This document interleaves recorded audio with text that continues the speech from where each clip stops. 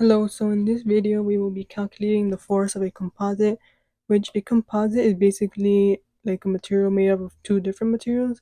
So for example, in this image you can see that there is a tube with a specific L value, a specific area, and a specific modulus of elasticity, and as well as a core which is made up also of a specific length, area, and modulus of its elasticity. So we will calculate the P1 and P2, which is the force of the tube, and as well as the force of the core for this composite system. To first approach this problem, we will look at some general properties of this type of problem. So I will draw a similar system to this. This is the tube, and then this is the core with a force Q applied. So for this type of system, the Q of the hollow plus the Q of the core, which is the force of the hollow plus the force of the core, is equal to Q.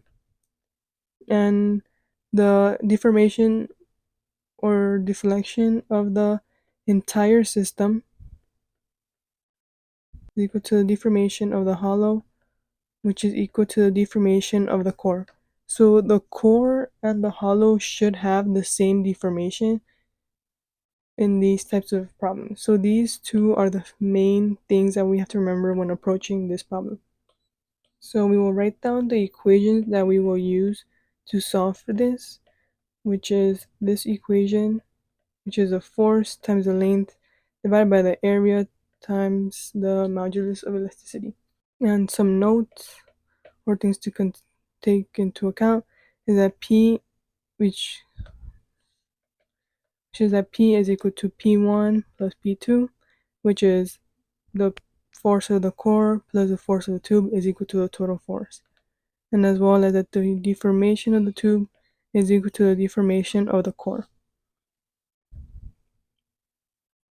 So given that we are given L, A, and E for both of them, we will use this equation to substitute those values in, which is the deformation of the core is equal to P1 times L1 over A1 times E1.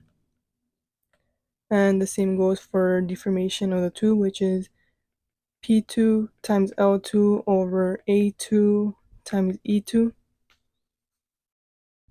And since we know that they should have the same deformation, we can set these equal to each other, which is P1 times L1 is over divided by A1 times E1 is equal to P2 times L2 over A2 times E2. And we know that initially they're going to have the same length and they should continue to have the same length, so we can cancel these. And we are left with P1 over A1 times E1 is equal to P2 over A2 times E2. So we will use this to solve for P1, which will give us P2 times A1 times E1 divided by A2 times E2. And we will use this for later. And then for P2, given this equation, we can say that P2 is equal to P1 times A2 times E2 divided by A1 times E1. And we will also use this later. We will use the equation of P1 plus P2 is equal to P and use the P1s and P2s that we found. So we will first find P1, and so to do that, we will use P2 and substitute that into this equation. And we'll show that in this side, so P1 plus P1 times A2 times E2 over A1 times E1 is equal to P. And we will want to add these two, so we will want P1 to have the same denominator, so we will get P1 times A1 E1 plus P1 A2 E2 over A1 E1 is equal to P. So we factor out P1 and we get A1 E1 plus A2 E2 over A1 E1 is equal to P, and to solve for P1, we multiply by the reciprocal, and we get that P1 is equal to P times A1 E1 over A1 E1 plus A2 E2. And that is the answer for P1.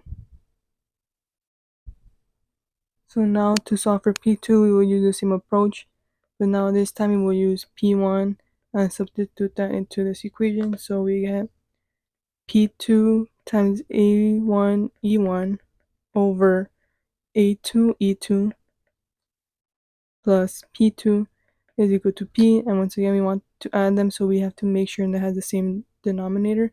So then we get P2 A1 E1 plus P2 times A2 E2 over A2 E2 is equal to P.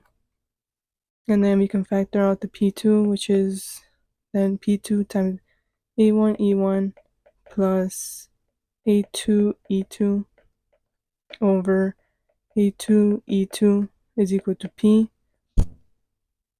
Then we multiply by the reciprocal. We get P2 is equal to P times A2 E2 over A1 E1 plus A2 E2.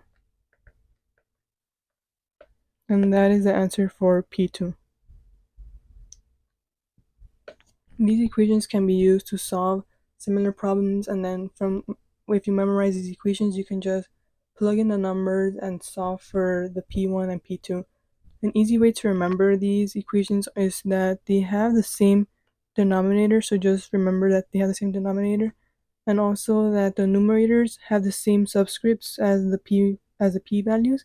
So for P1, the numerator has A1 and E1, and for P2, the numerator has A2 and E2. So these equations can be very helpful when solving these types of problems, but also very good to remember how to derive these equations. So I hope this video can help you to remember how to derive them, and as well as how to memorize these equations in order to solve these problems. Thank you.